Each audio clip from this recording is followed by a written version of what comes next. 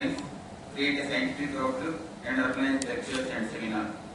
Since last 54 years, every Wednesday and July 1 at 6 o'clock, talks are conducted on interesting topics delivered by various eminent scholars.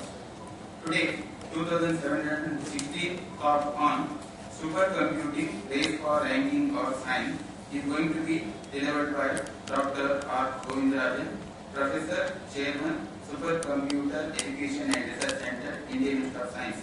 On behalf of Bangalore Science Forum and all of us here, it gives me immense pleasure and honor to welcome you, sir. Professor R. Govindarajan received his BSc degree in Mathematics from Madras University in 1981 and BE Electronics and Communication and PhD Computer Science degree from the Indian Institute of Science, Bangalore in 1984 and 89 respectively.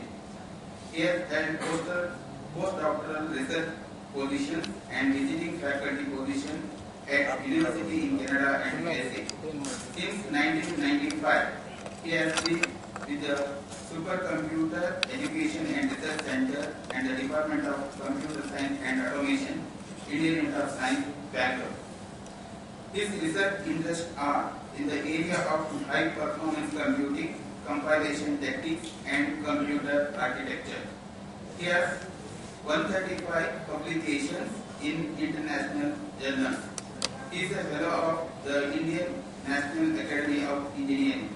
With this brief introduction, once again I extend a very warm welcome to R. Govindarajan.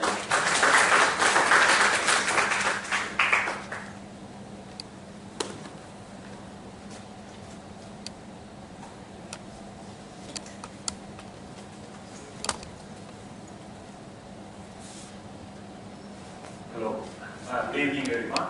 First, let me thank the organizers for inviting me to give a talk here today. It gives me great pleasure to talk here today on supercomputing. Typically, news about supercomputing does not often attract much attention. But in the last few years, things have kind of drastically changed. There have been many articles which keep coming in the newspapers, and oftentimes news agents call you and ask you for an interview. Let's look at what has changed and what things have happened in the last few years. And just going back a little bit, about a year and a half ago, we at the Indian Institute of Science, Supercomputer Education and Research Center installed India's first petascale system called Sahasrar. This machine was called Sahasrar because it was giving 1,000 teraflops of computing. That's why it was called Sahasrar.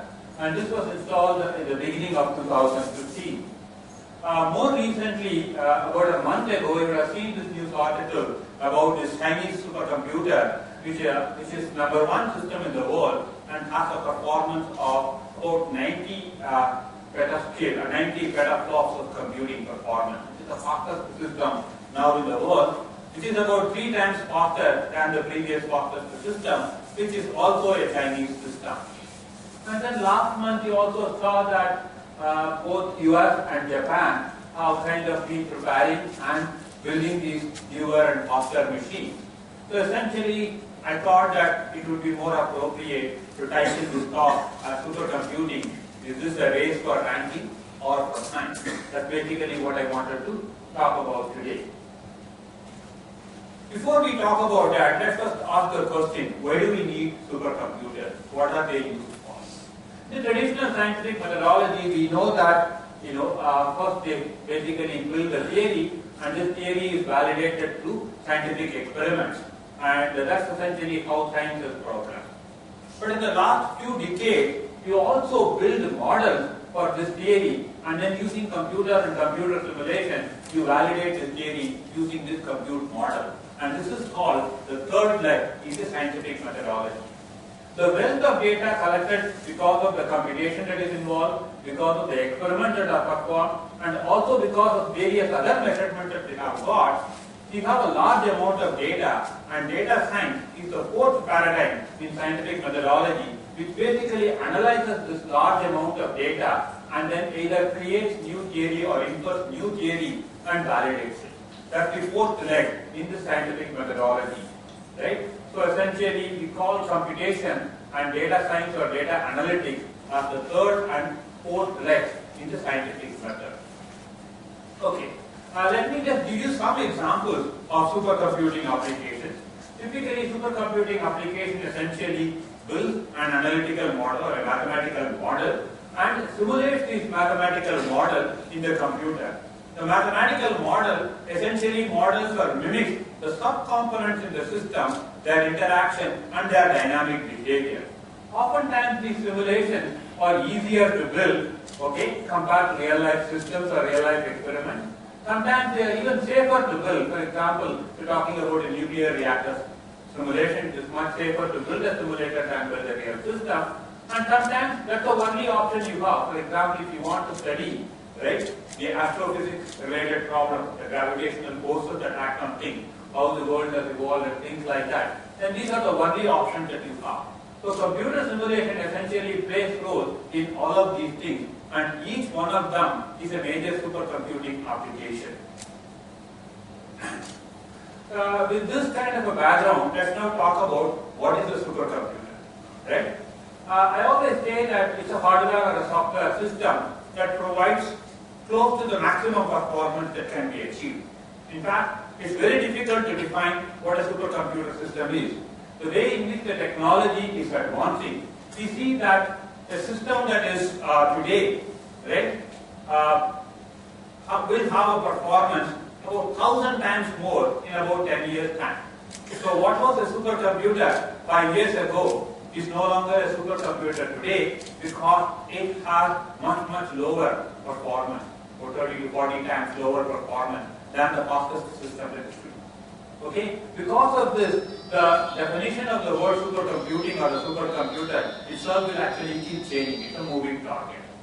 Okay? We will use the term supercomputing and high performance computing interchangeably, right, throughout this presentation. Okay. Now, when do we say that the era of supercomputing started? I would trace it back to 1976 when the Cray system was first introduced. This essentially ushered the era of supercomputing. This is a simple machine.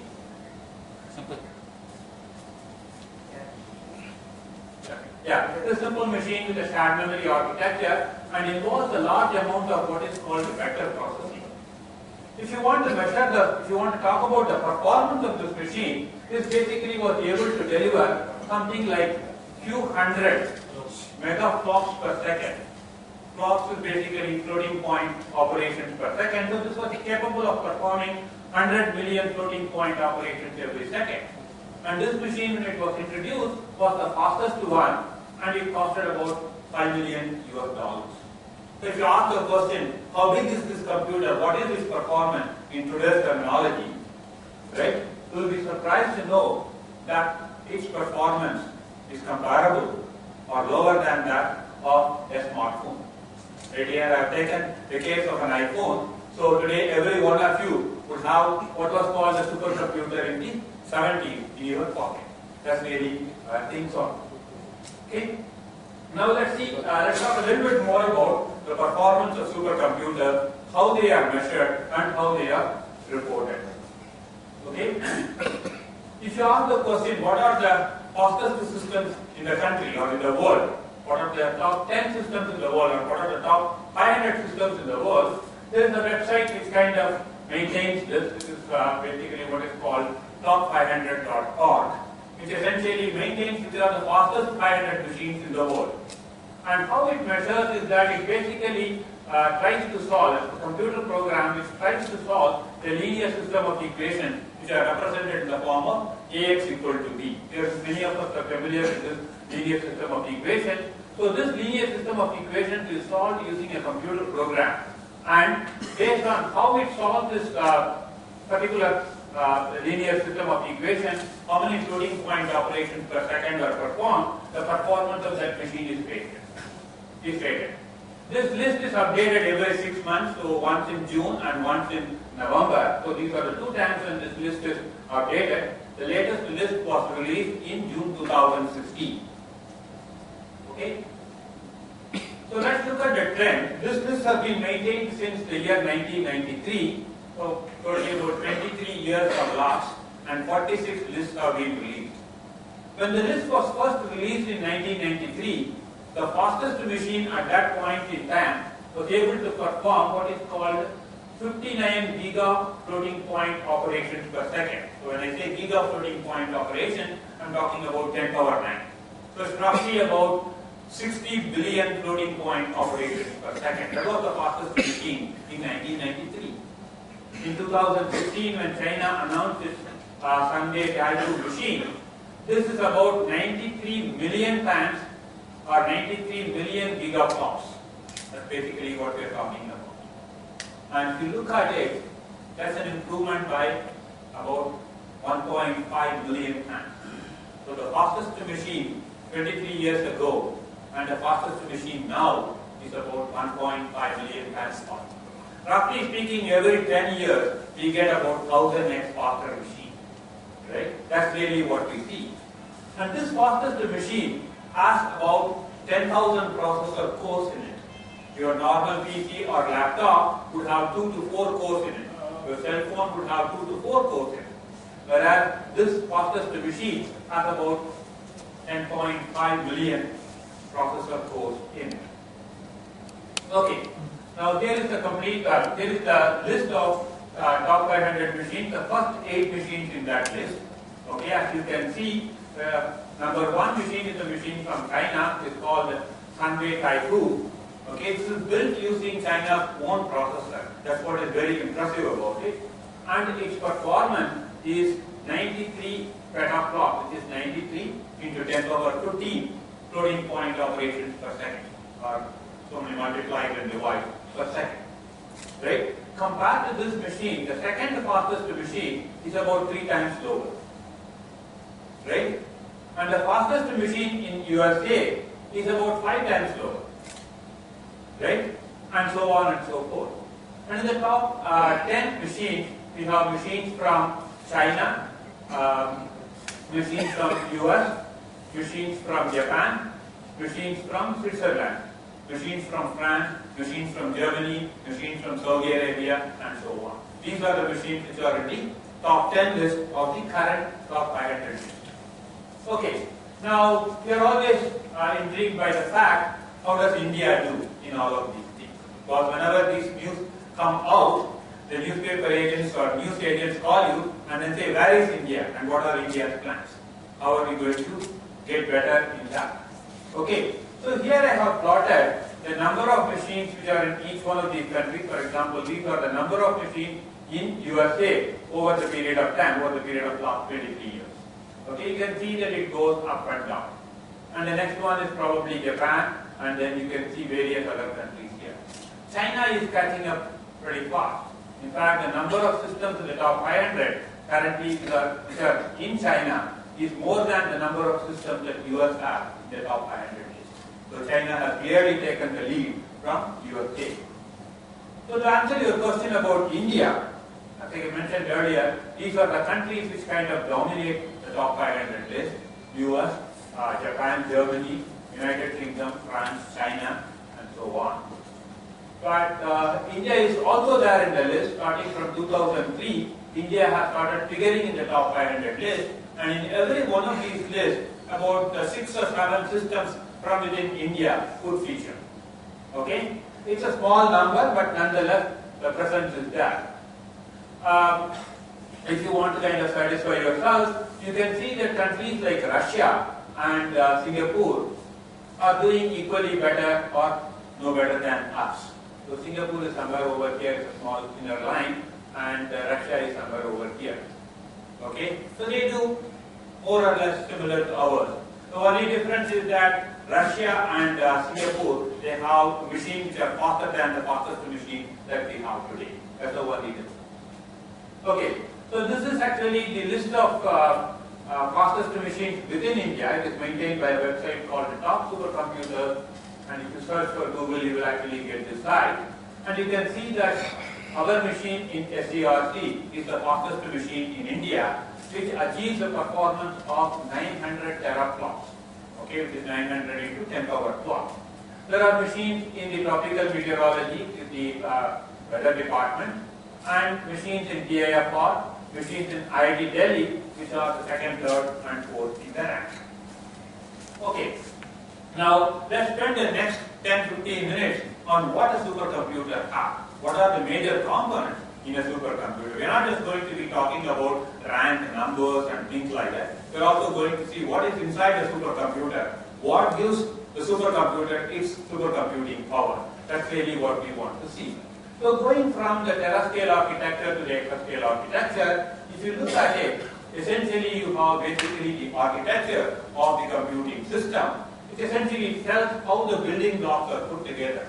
The building blocks themselves are nothing but nodes or motherboards. Right? You know what a motherboard is in your PC. So the nodes are something very similar to that, except that these are server class motherboards which have more than one processor per task and will have a larger amount of memory. So the architecture essentially tells you how the building blocks are being put together. The processor is the one which gives you the compute power. We will talk a little bit more about the processor and multi-cores in a greater detail in the next few slides. That is one which gives the supercomputer its computing power.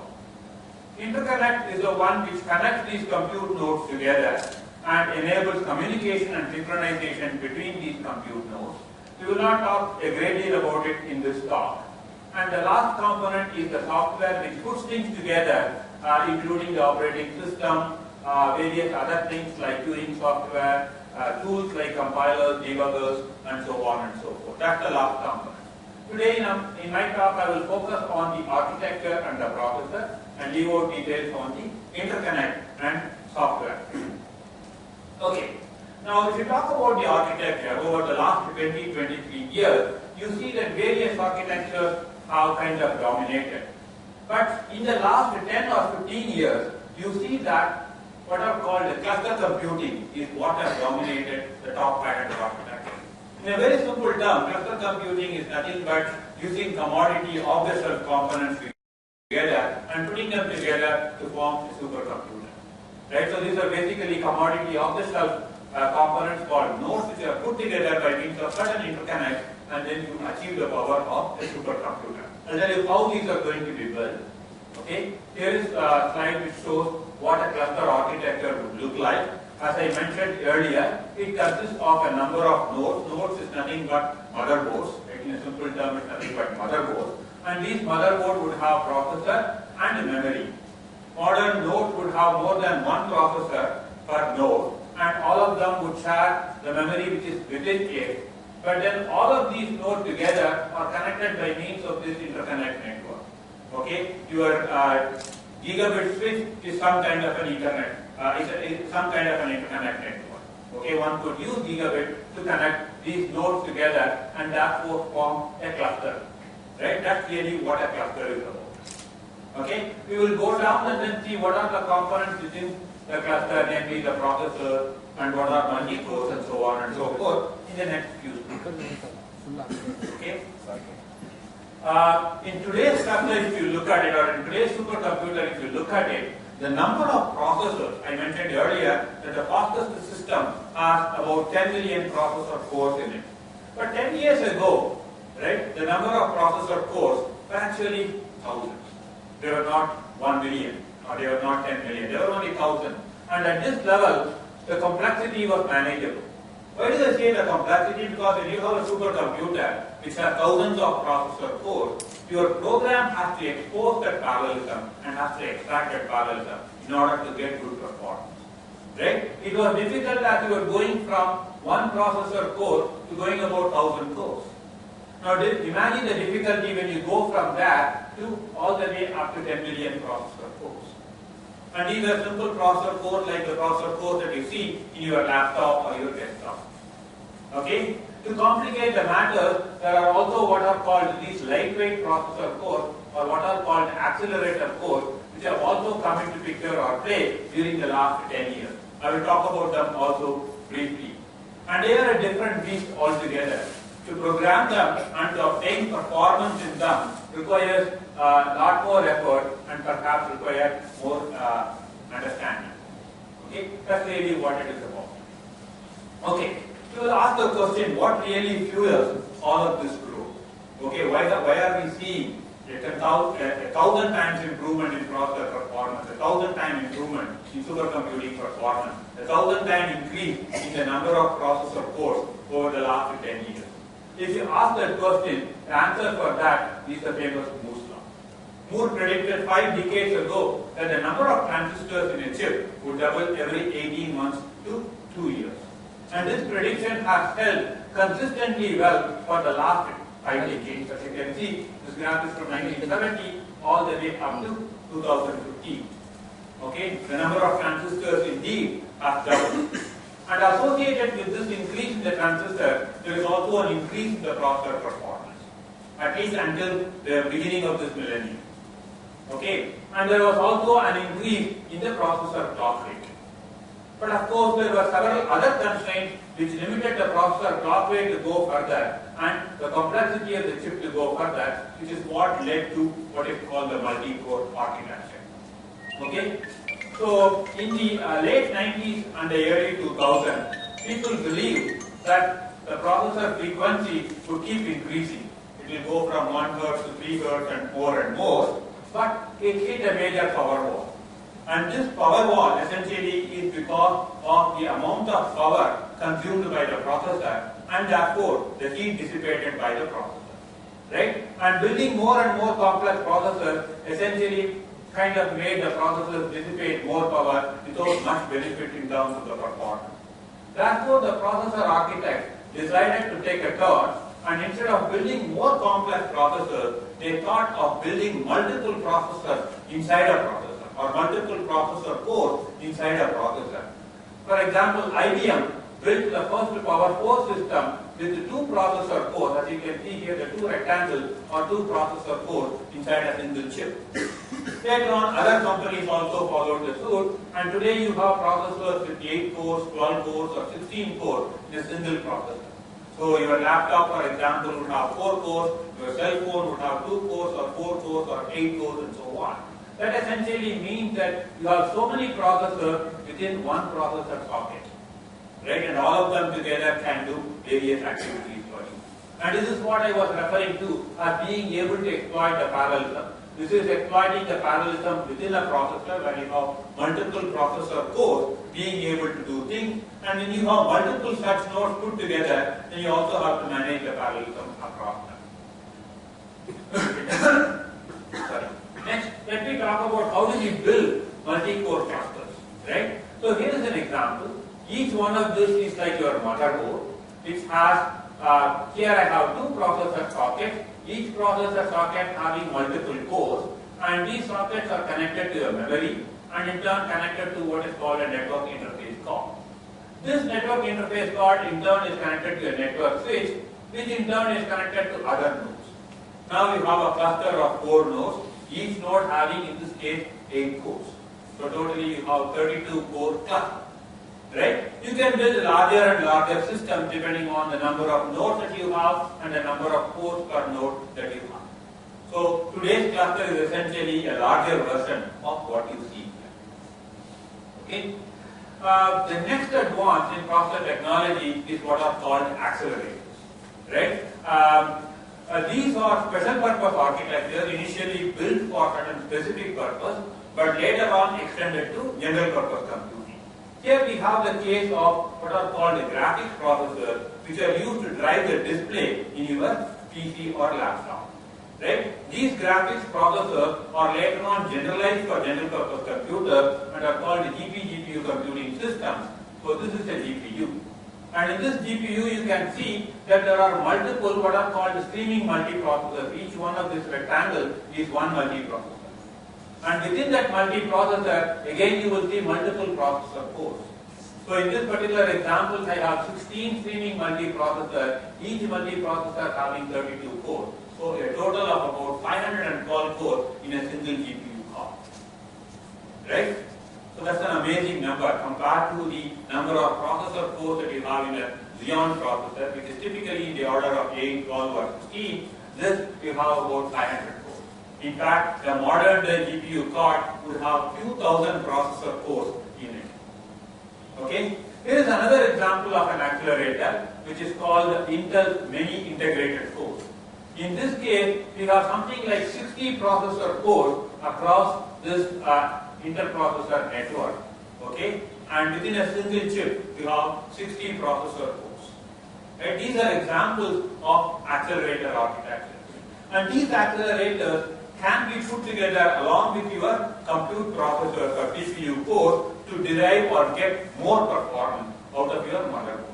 But before I go into that, let me just compare the CPU and the GPU cores. If I look at a simple CPU socket, it might have something like 8 cores. And it might operate at a top rate of 3 GHz to give you an overall performance of about 300 to 400 gigaflops of performance. Right? Compared to this, a GPU would have about 3,000 processor cores. Will operate at half the frequency, but would be able to deliver 5 to 6 times more performance than this. Okay? As I mentioned earlier, you could in fact combine the CPU and the GPU together to form a motherboard or a node, and this would be connected to what is called the PCIe plus bus. Okay? Now, here is an example where I have a motherboard which consists of the CPU cores, its memory, connected to multiple GPU cards, and this is one node or one motherboard. And that motherboard is connected to a network switch to other nodes. And now I have a cluster of heterogeneous processors. A cluster involving CPU cores, GPU cores together. Right? Today's modern supercomputing systems have an architecture which is very similar. Okay? So that's really why these are important. And again, if you talk about it, within a node, you would have 2,000 processor cores in it, which essentially means that you have to expose that kind of parallelism and you have to exploit that kind of parallelism if you want to get performance out of these systems. Okay, so as I mentioned earlier, if you look at the top 500 list again, and if you look at the top 8 systems, the ones which are in green use some form of accelerator. For example, this uses Intel's many integrated cores, whereas this and the number 8 system use the NVIDIA GPU, the graphics processing unit, to power its performance. So today's supercomputer systems indeed use these accelerators for powering them. Okay. Next, let's just turn our attention and then see are supercomputers really work? Why do we have this question? If you have one of the fastest machines in the world, okay, for example, China's number 2 machine, which gives you about 33 petaflops of performance, it has about 3 million processor cores and consumes the power of 17.8 megawatt. Okay, 17.8 megawatt of power. Right? I have a computing system in my department which consumes about 800 kilowatt, and I pay a monthly bill of 30 lakhs of rupees. Electricity bill of 30 lakhs of rupees. So if you want to have this system, then you should be willing to pay a monthly electricity bill of about 3 crores of rupees or even more. Right? And this is not the fastest machine, by the way. People are planning to build machines which are, this is the fastest machine today, which is still about 15 megawatts of power. And this is what US is planning to build, is again around 15 megawatts of power. And going forward, if you want to go towards exascale kind of system, the power is going to be even more. And if you are looking at these systems, right, these systems are expensive. You need huge investments for buying them. Okay, they incur a large maintenance and operational cost. Okay, and unless you are able to extract the performance out of it and use it in a meaningful way, right, are they really worth the expenditure and the investment that you have put in? That's really the question. I would like to answer these questions by talking about a few major projects, okay, across the world that have been done that kind of advances science, advances the frontiers of science in a very big way. These are major high-impact projects that we talk about. The first one is the Blue Brain project, which is conducted or which is being conducted in EPFL, Switzerland. Right? The idea of this project is to create a faithful in silico model for the behavior of the brain. Essentially to model the brain, biological, neurological and physiological model of the brain. Right? And that kind of model essentially enables you to understand the functioning of the brain in a better way. These models also help you to get better and more refined models of the brain, and will also help you in terms of diagnosing and treating diseases which are related to brain. For example, dementia is one problem that people talk about, right? Loss of short-term memory is another problem that people talk about. This could be analyzed by building these models and coming up with better diagnosis and better medications for those. Right? This could also, the understanding of the brain could also potentially lead us to newer technology like neuromorphic computing, which the computer science people are talking about. What is the complexity involved in simulating the entire brain in the detail that these researchers want you to do? Okay? So this slide kind of tells you the details. If you want to just model the neocortical column of a rat, which involves only 10,000 of neurons and about 30 million synapses, then you need a computer which has trillions of floating point operation performance. Right? So that's what is being done by this 4-rack blue gene system, which has a peak performance of about 20 teraflops, 20 trillion floating point operation per second. Okay?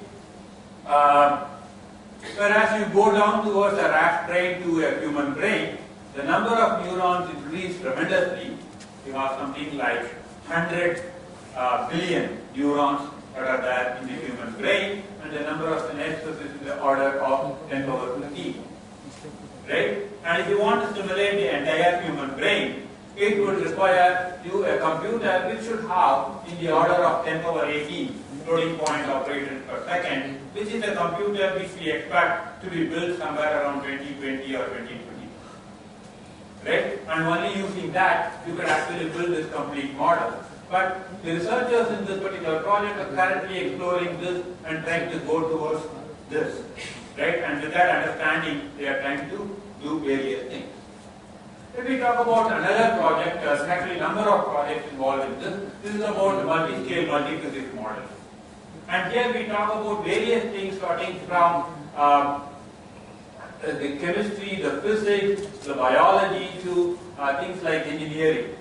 And it's a continuum of models. At the lower level, we have at the picometer level, if you look at it, we have the electronic structure, which are basically few molecules. Okay. Then we have the molecular dynamics, where we talk about the interaction between the molecules.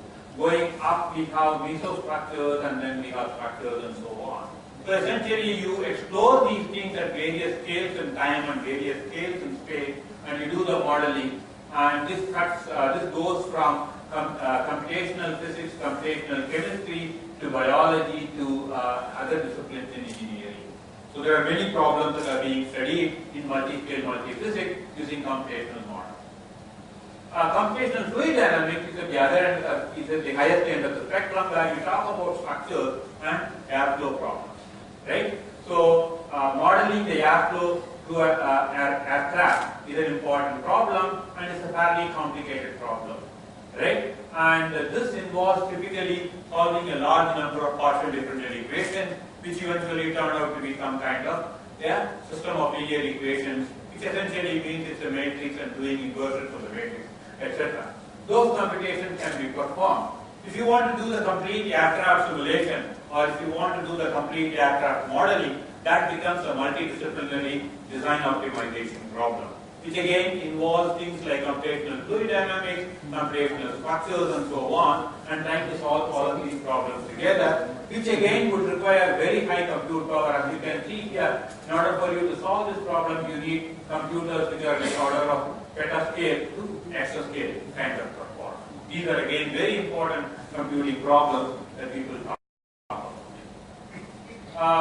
The third example that I have is the Large Hadron Collider in CERN, and this various systems that they have actually generate a large amount of data, and these data essentially are processed by several computers, or stored and processed and stored by several computers across the world, and the amount of data that is generated by these experimental facilities, right, go from petabytes to exabytes. So basically 10 power 15 bytes to about 10 power 18 bytes.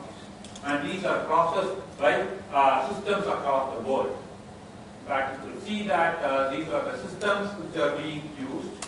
And here there is a simulation of the Hadron Collider, which essentially identifies the Higgs boson particle for which they got the Nobel Prize.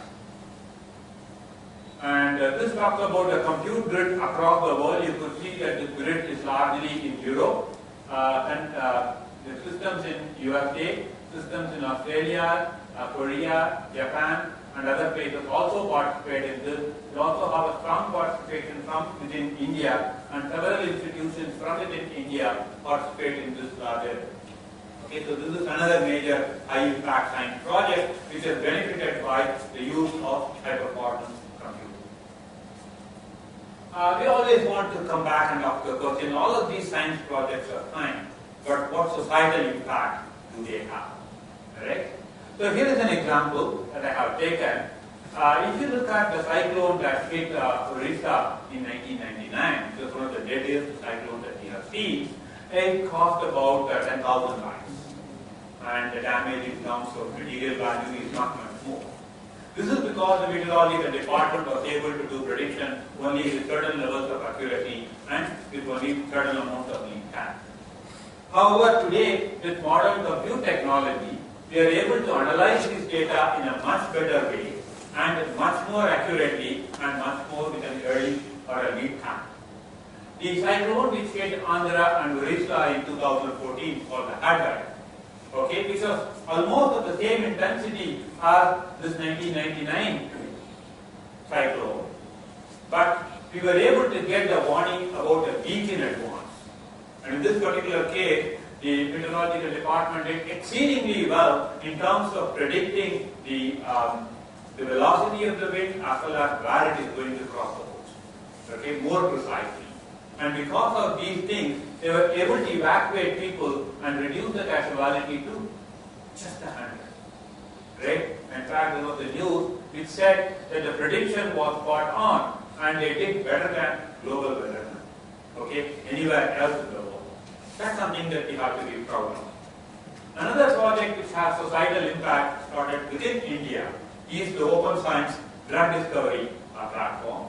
This is a platform again which is basically open innovation where various researchers, not only from within the country but across the world, could participate in this innovation, and the kinds of experiments and computation that they perform, the results of which are put in this open domain through this platform, and any researchers can actually make use of that.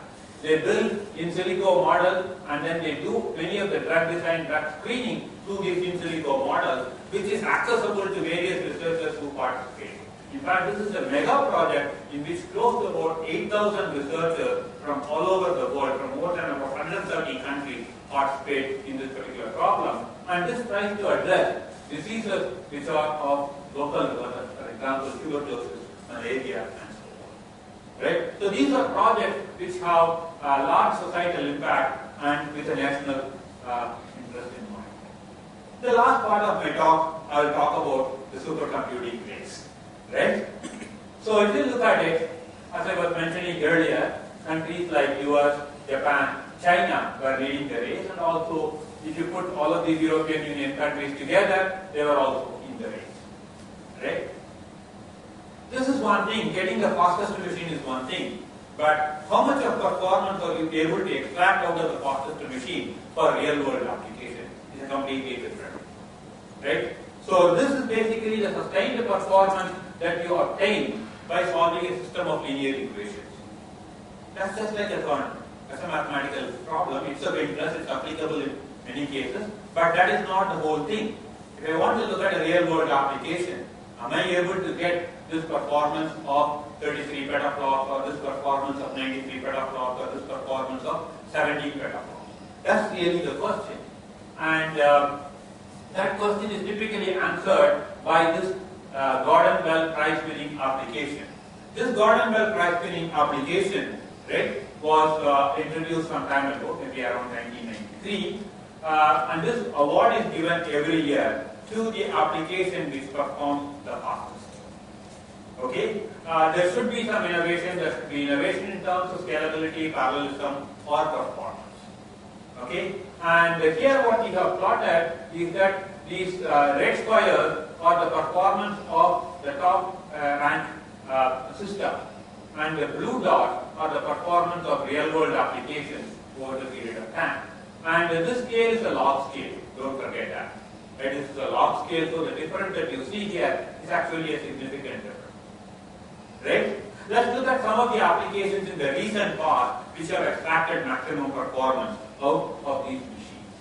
The first one is an astrophysics n-body simulation problem, which basically does gravitational forces between these bodies. And this particular computation was able to achieve a performance of something like 4.5 petaflops. That is 4.5 into 10 power 15 floating point operation per second. And this was achieved on the K computer. The K computer has a peak has a sustained performance of I think it was about 12 petaflops. So this is roughly about 1/3 of its sustained performance.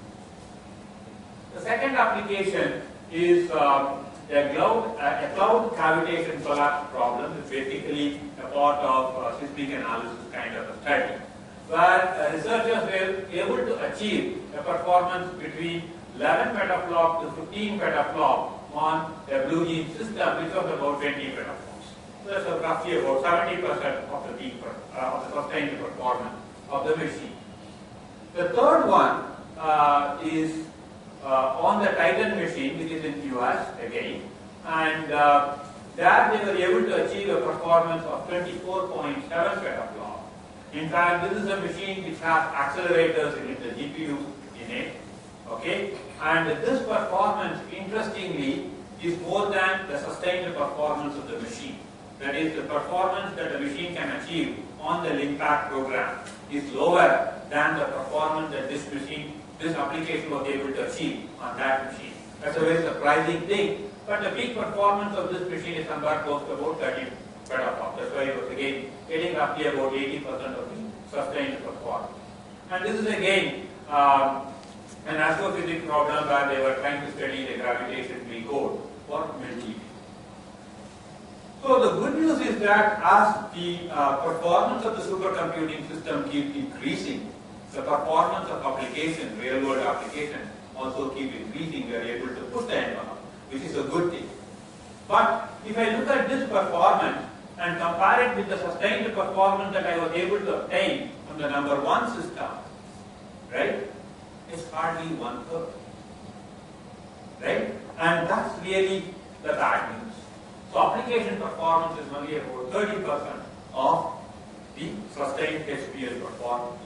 So the question to ask is that should we really strive to get this large sustained performance and compete in that race? Because the race is about sustained performance on the LINPACK solver. It's not about the sustained performance on real-world applications. That's a different thing. That's the Gordon Bell Prize.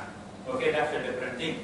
Whereas when we say race for ranking, we're typically talking about this red dot, which is a sustained performance on this linear program, linear system of equations solver.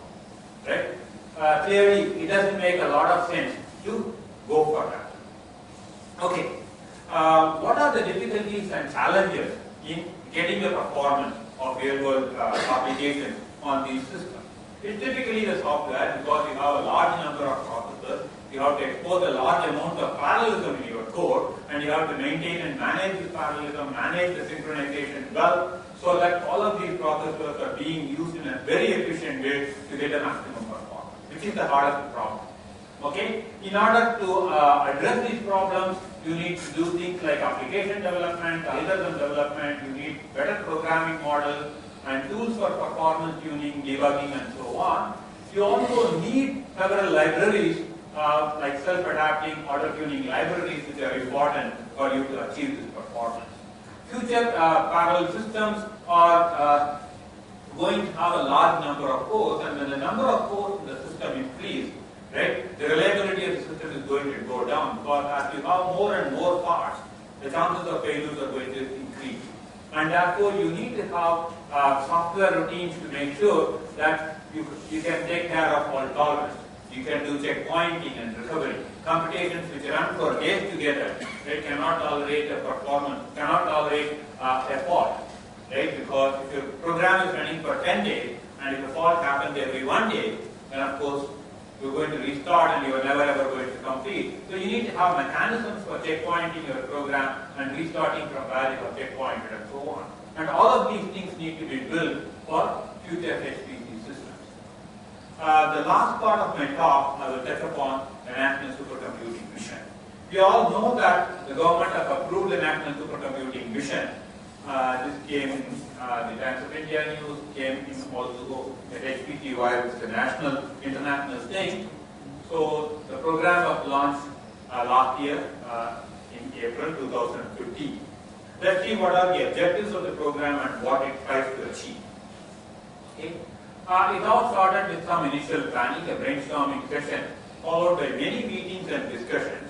And all of these meetings included researchers from all spheres. For example, researchers from academia, researchers from various research organizations, various ministries like DRDO, ISRO, MOES, and so on, and also various other labs.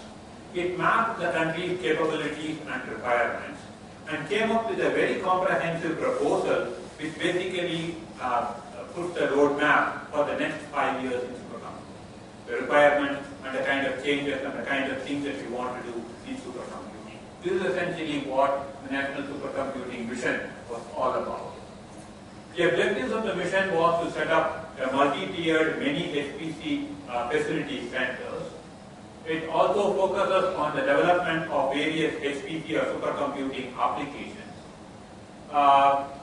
It talks about developing HPC-aware manpower, because these systems need to be programmed and we need more people to manage them and run them. So we need HPC-aware manpower.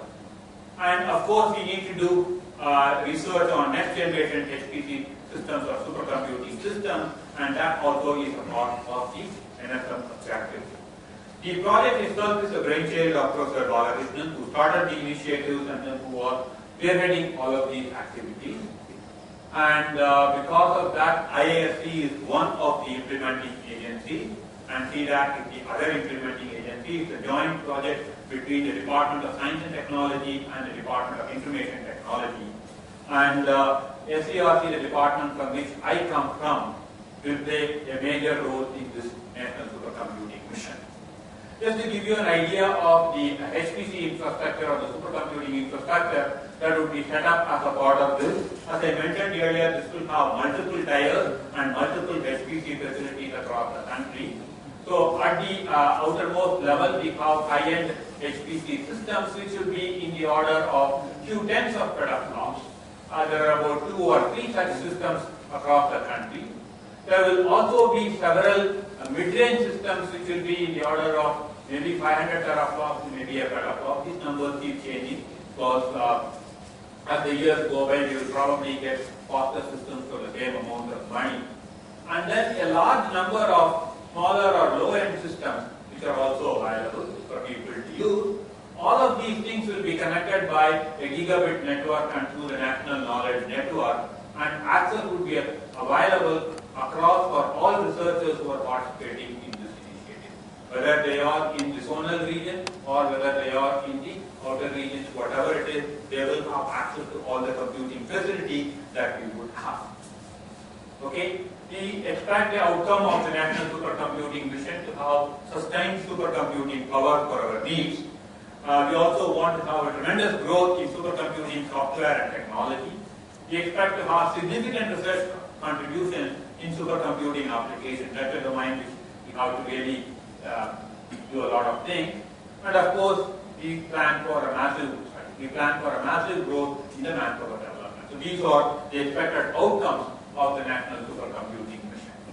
Before I conclude my talk, I thought of talking about a few points to ponder and make my own remarks on them.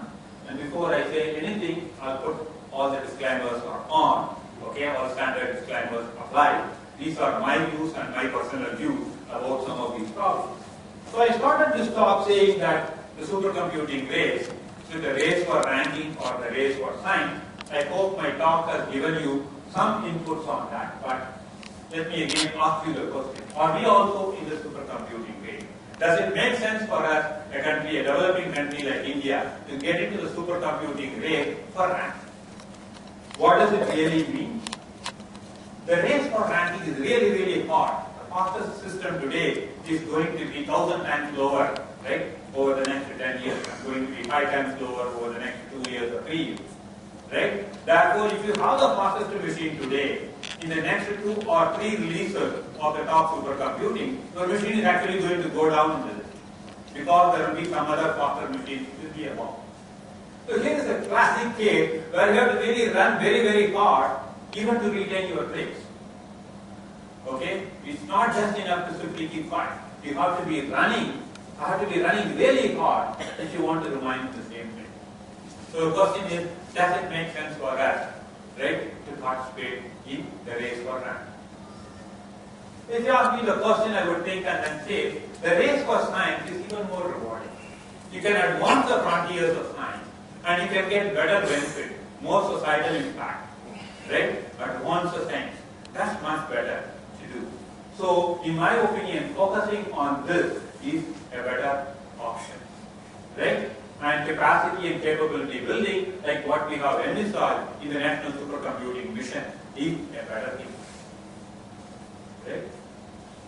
Do we require these large supercomputers? I did answer this question by talking about some problems which are of importance from the scientific viewpoint, some problems which are of interest from the societal viewpoint. Again, there are many grand challenge problems of national importance, and we have the skill set to solve them. Right? But the truth is that in this country we have a limited manpower, okay, and therefore we probably need to prioritize some of these problems and need to address them so that we could be very effective. Third question that I would ask is that, does this make a case for Make in India? Make in India is a big thing, right? I would say that this requires some caution. Because if you want to go all the way and do Make in India of supercomputer, like from building motherboards to doing various things, it essentially means that it requires sustained investment over long periods of time. And when I say long periods of time, I'm talking about a couple of years. Okay? There must be commitment for doing that kind of a sustained investment if you want to go towards Make in India kind of a thing in a real big way. Okay? But there are opportunities. Okay, there are opportunities that one could do, but one has to be careful about this. So it requires capital analysis and planning. Again, I would remind you of my disclaimers that I have said earlier. These are my personal views. Okay, the last problem that I want to talk about is what are the efforts involved in running supercomputing centers? Okay, if you look at it, there are many problems. Huge initial investment, large maintenance and operational costs, difficulty in maintaining and managing the data center infrastructure. In fact, I spent half of my day trying to look at data center infrastructure related problems on an average. And the supercomputing systems that you buy, the supercomputing systems that you buy, they have a short shelf life. What does it mean? The supercomputing system that you buy is going to become obsolete in 3 to 5 years. So whatever is your money's worth, you have to extract it within the next 3 years. That's very, very important. Don't forget that. And they are harder to program, it requires user support, and we need to focus on that. And that's really the reason why we are focusing on manpower development in the National Supercomputing Mission. Okay, so these are some problems I thought I will share it with you along with my personal views or remarks.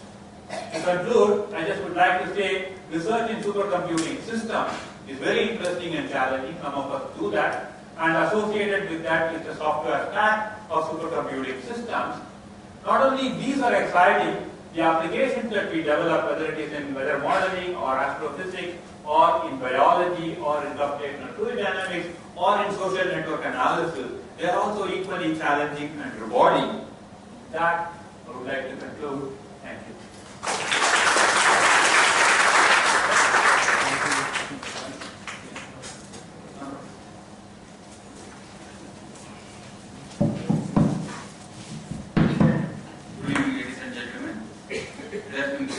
occasion for all of us to have a wonderful talk on supercomputing based on ranking or science.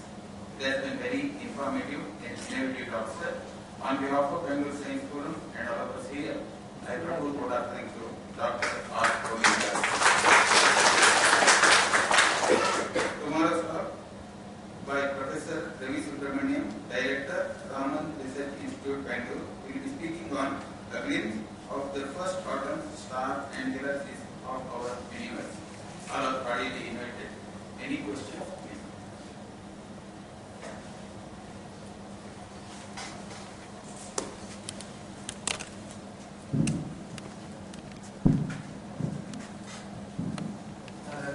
A long time ago, we were hearing about Param processor from CDAC.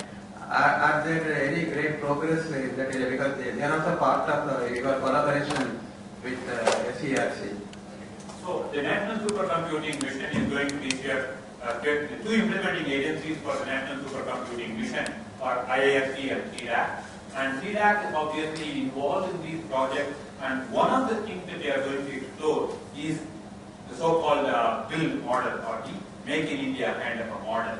To what extent and at what level is what is being investigated, and that's going to be compared by CDAC. So the short answer to your question is yes.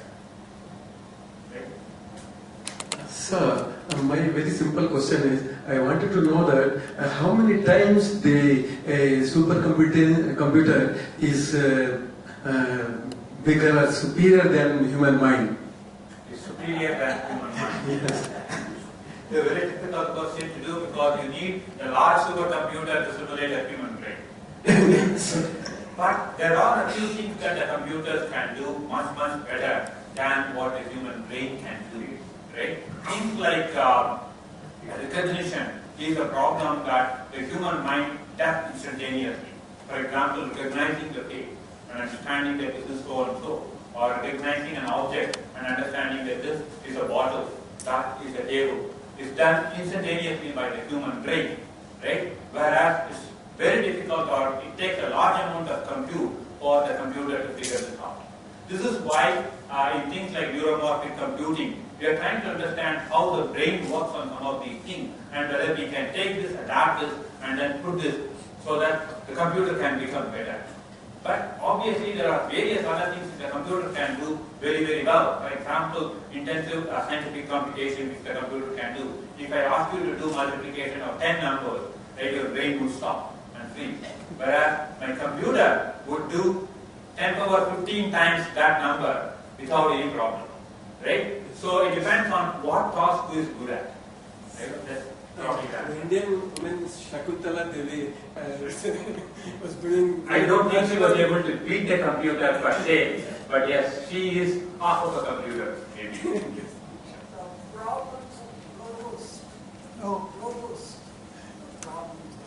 I'm sorry, sir, I'm not able to hear you. Could you use a mic or come forward? So the problems of robust. How it comes under some object, some problems. Okay. So I talked about fault tolerance, and this is especially important in the context of very large systems. Right? When I have 10 million processors in my system, the chances of one of them failing, right, in an hour is very good. As opposed to me having only 10 processors or 1,000 processors, right? And if my computation is going to run long enough, for example, many of these computations that we talk about, the computational fluid dynamics problem that we talk about, or the computational biology problem that we talk about, they typically run for hours and maybe even for days.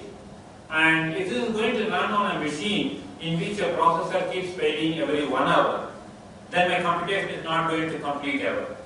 So what we need to do is that there are safer points in your program where you check point and then say that this is the computation that I have done, I will remember this and I will start proceeding from here. And if in the meantime my system fails, at least I can start from here. Right? So this is like putting a bookmark in your book. Why do you put a bookmark? Because you want to come back to that page and then start from that. you don't necessarily care which line you stopped in the page, but you at least want to know which page it is so that you can start reading from that. So checkpointing recovery mechanism is very similar to that. You checkpoint at a previously known, well-known place, right? And then say I have done computation up to here, and if I want to continue, I will start from here and move forward so that you are guaranteed of progress. That's really what is about robust systems checkpointing and recovery. And checkpointing and recovery is needed even without fault. For example, we allow jobs in our computer systems and we say that a single user job should not take more than 2 days.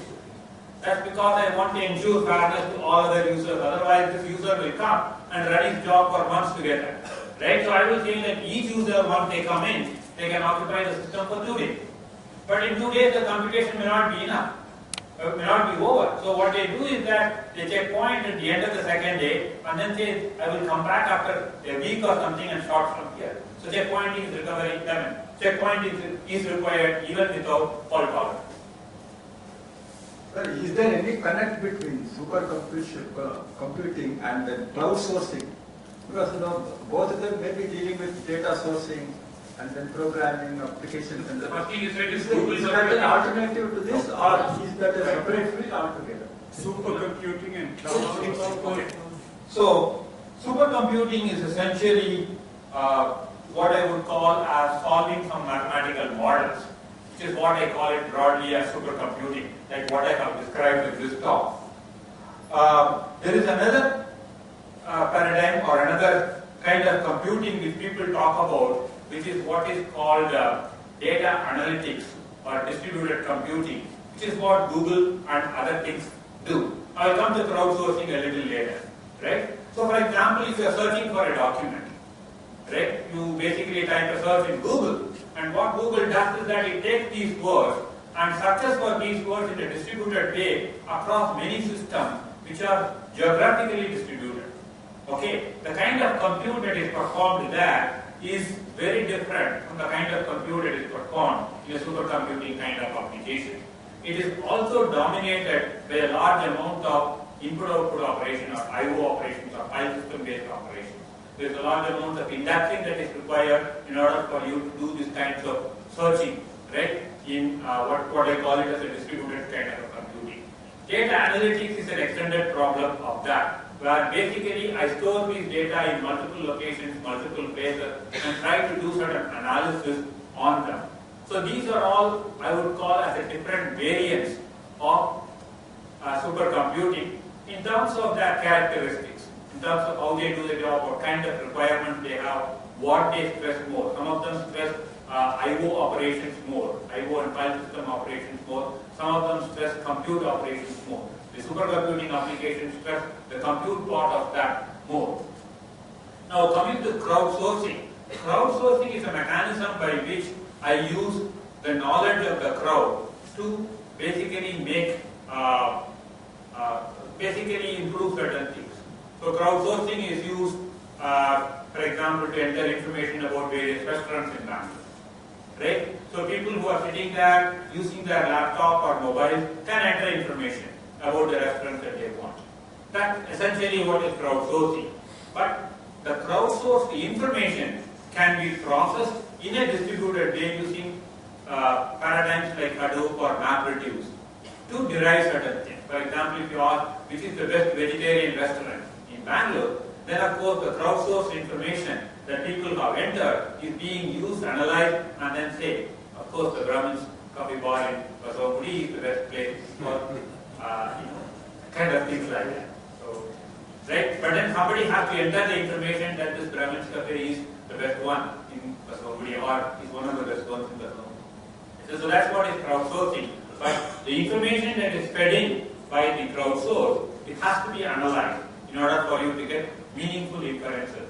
That is done using a model which I call it as distributed computing, MapReduce, Hadoop kind of computing, which has very different kind of compute characteristics compared to the supercomputing applications that I talked about. That's the difference. If there are a couple of more questions there, I'll be happy to answer them. Yeah. What are the opportunities for a student or a graduate to learn about supercomputer at IISc? Okay, what are the opportunities? You could join our supercomputing center and work in any of these exciting projects.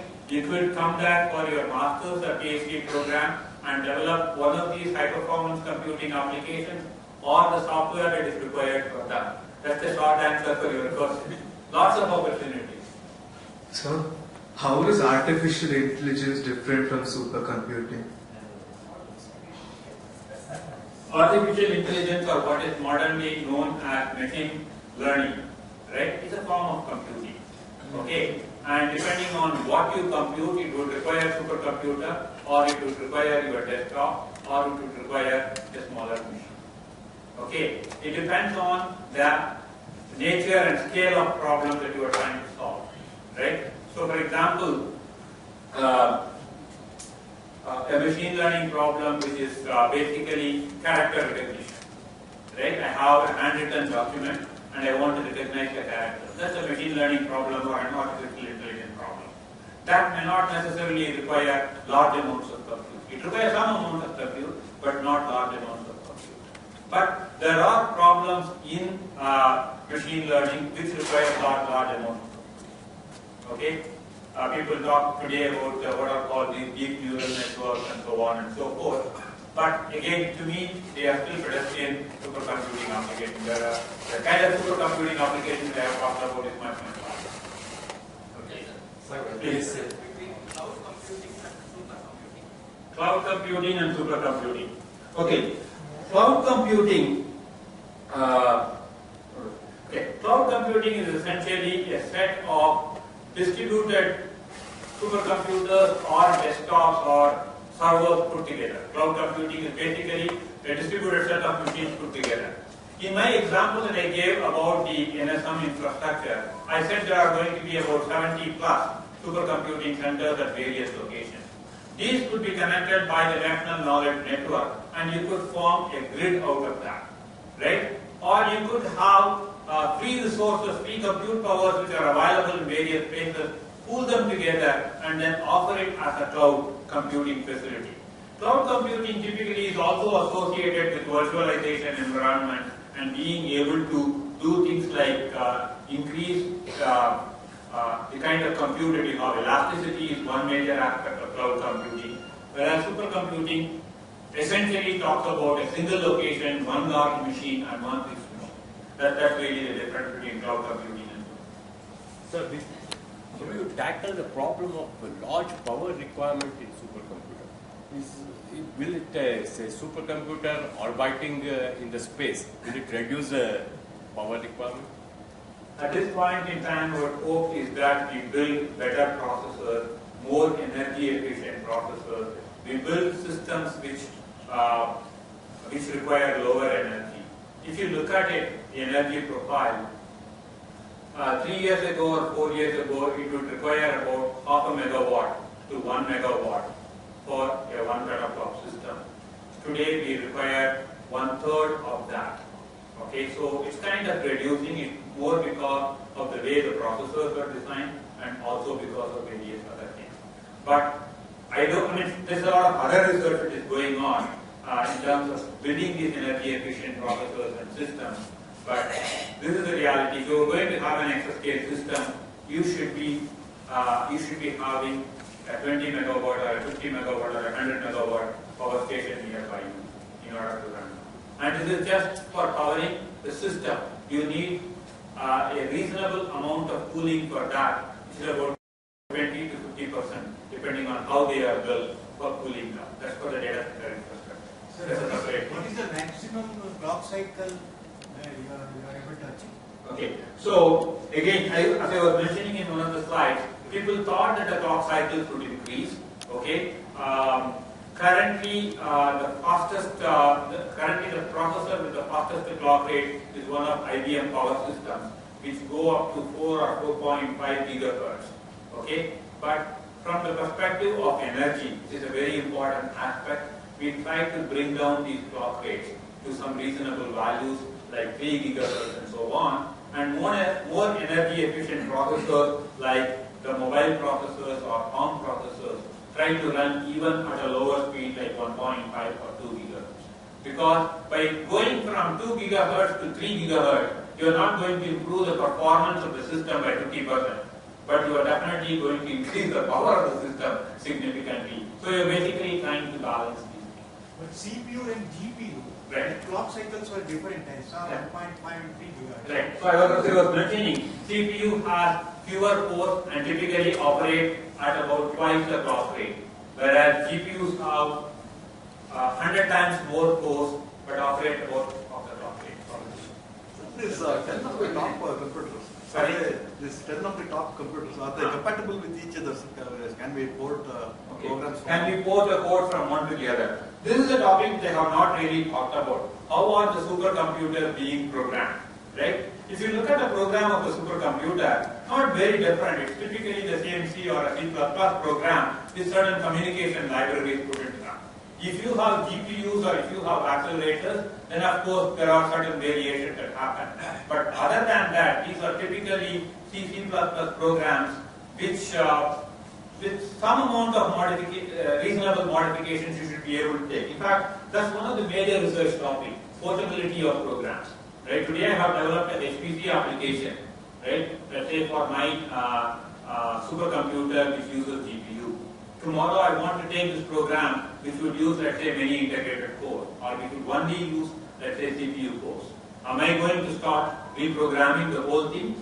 That's not an option at all, right? Your program should be portable. It may be a few simple changes you should be able to run them, right?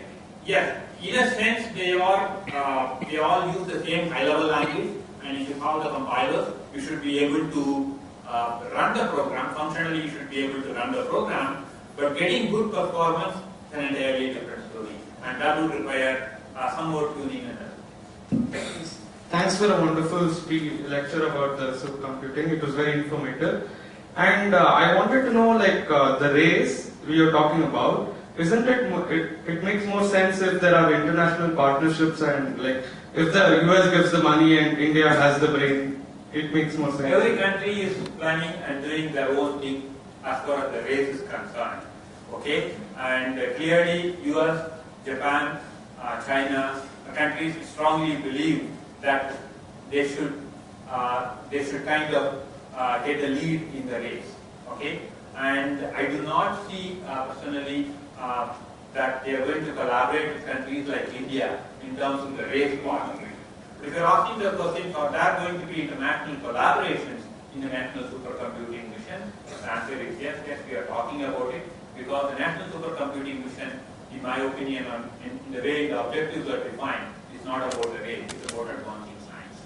And on that, we definitely should have international collaboration. And you're talking about the power used and the stuff, and almost all the top 5, they almost depend on the nuclear power for their power consumption. They are very good at it, and India is not so, it's lagging behind that part also. And that's a completely different topic that you itself, that our power based on nuclear.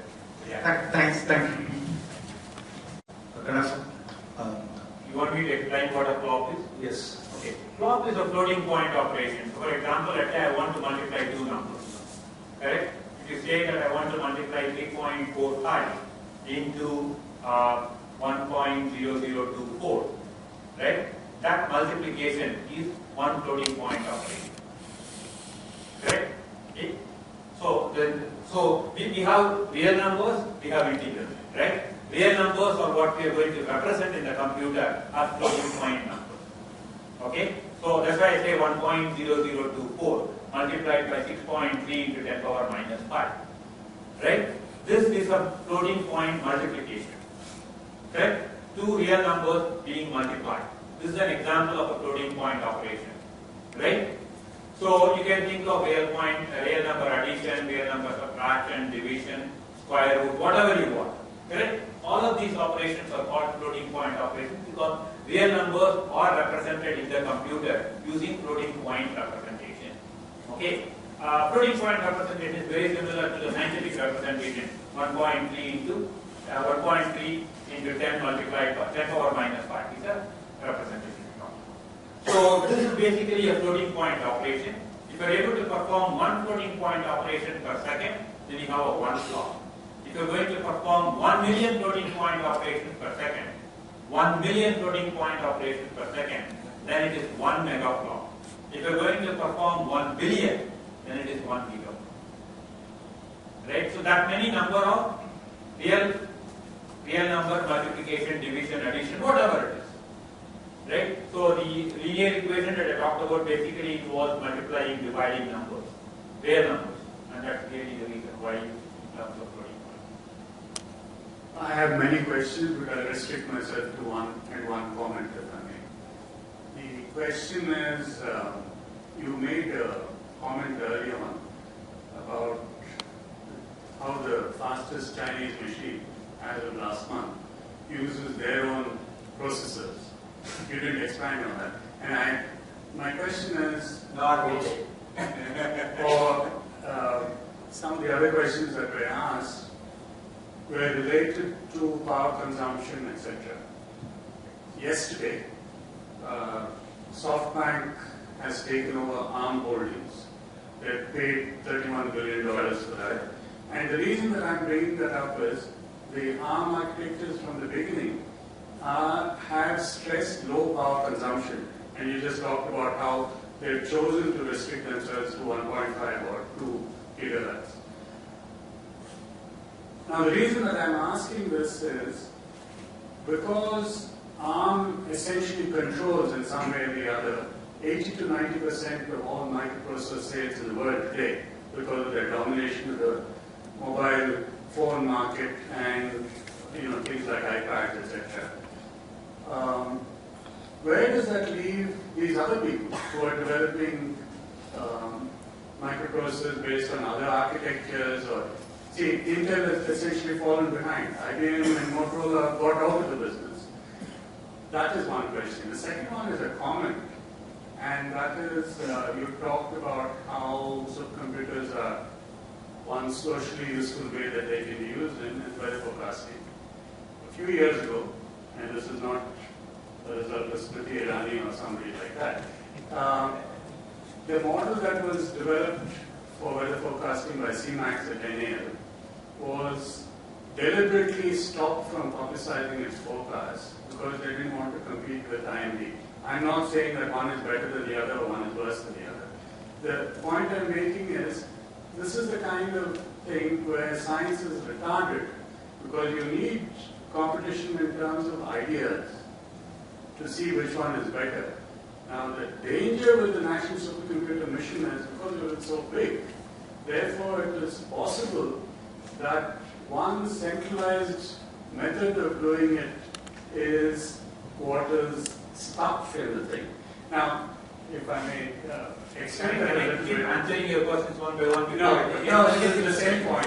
And that is that, for example, the weather models that we're using are essentially, whether it's Anglo-American or French, are temperate climate models which have been extended to tropical regions.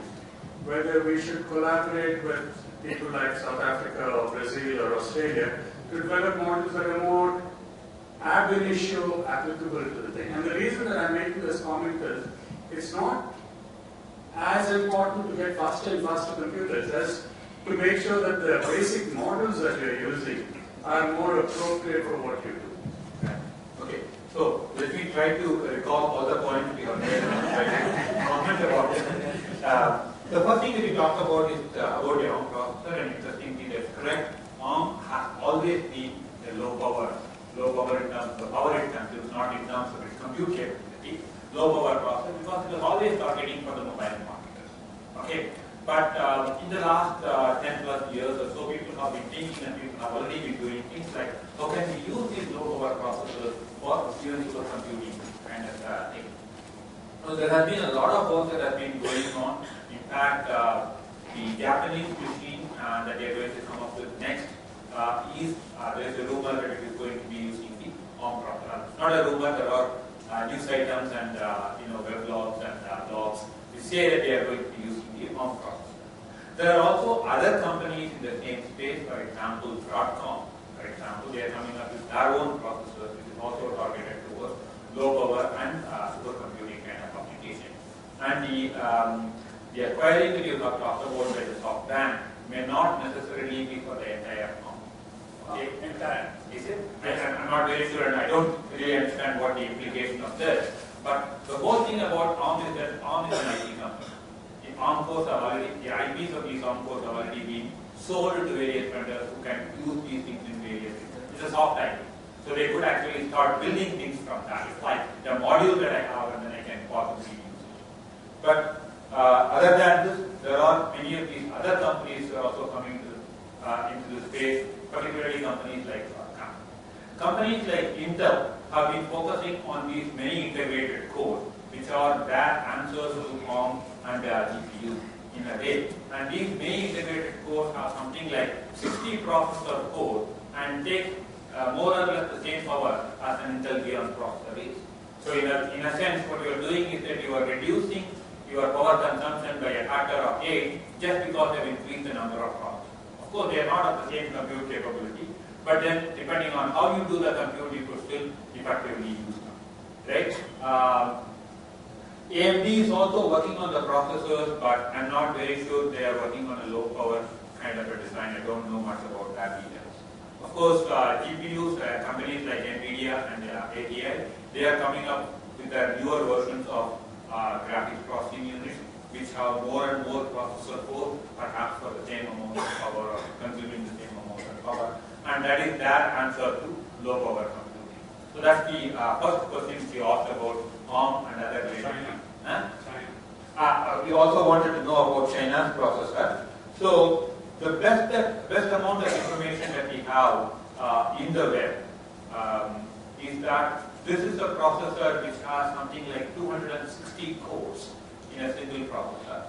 And this says that it is basically 4 clusters, each cluster having 65 processor cores in it. And to me, that resembles very much like many integrated cores. I don't want to make any public statement, but then many of the things that China is doing, we only get to know a little about it, and we don't know to what extent they are original, so to say, right? So that's the best that we have, that's the best information that we have at this point.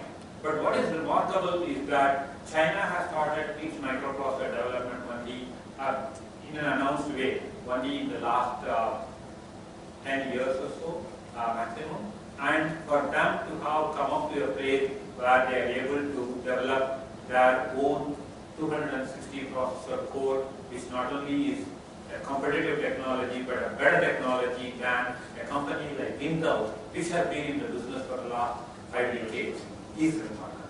I mean, all other points being different, that by itself is a remarkable thing. That's why I say whenever we talk about Make in India, what we try to make and what we need to make, we need to have a careful planning and a commitment for a longer term investment in these things. Because these things are not going to happen overnight.